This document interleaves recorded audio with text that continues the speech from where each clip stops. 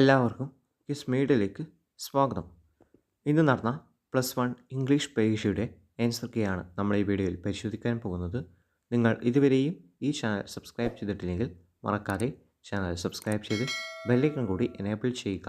Video ഒന്ന് like ചെയ്യാനും മറക്കരുത്.